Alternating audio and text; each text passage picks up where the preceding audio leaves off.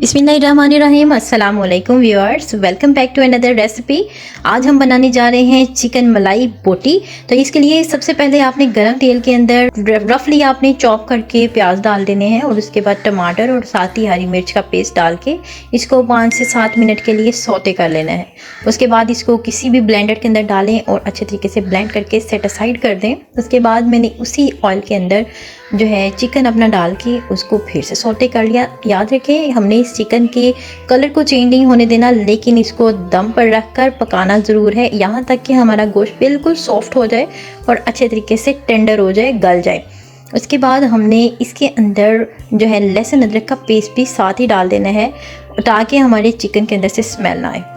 उसके बाद half cup आपने पानी ले लेना है, 1/4 कप आपने इसके अंदर डालकर इसको फिर से गलने के लिए छोड़ देना है।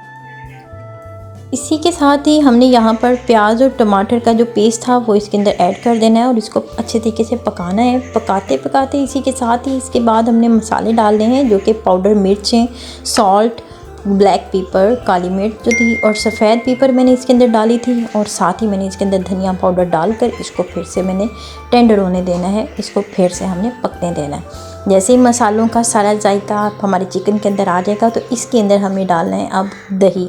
याद रखें, दही हमारे पास मोटा और फेंटा हुआ होना चाहिए। अगर थोड़ी सी कसर रह गई है तो इसके अंदर थोड़ा सा पानी, जो कि आप कह सकते हैं 3 से 4 बड़े चम्मच खाने वाले, वो आप डाल सकते हैं और इसको फिर से दम पर रखें और इसको अच्छे तरीके से पकने के लिए छोड़ दें।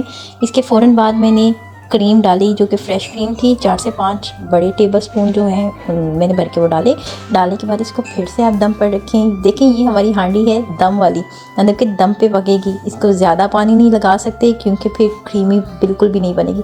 मज़ेदार सी यमी सी हमारे पास चिकन मलाई बोटी तैयार है। इसे खाएं पिएं मौज करें और मेरे चैनल को सब्सक्राइब करना बिल्कुल मत भूलिएगा। मिलते हैं इंशाल्लाह ताला नेक्स्ट वीडियो में। तब तक अपना ख्याल रखें और इस चैनल का भी थैंक यू फॉर वॉचिंग। इंशाल्लाह ताला मिलते हैं नेक्स्ट वीडियो में। अल्लाह हाफ़िज़।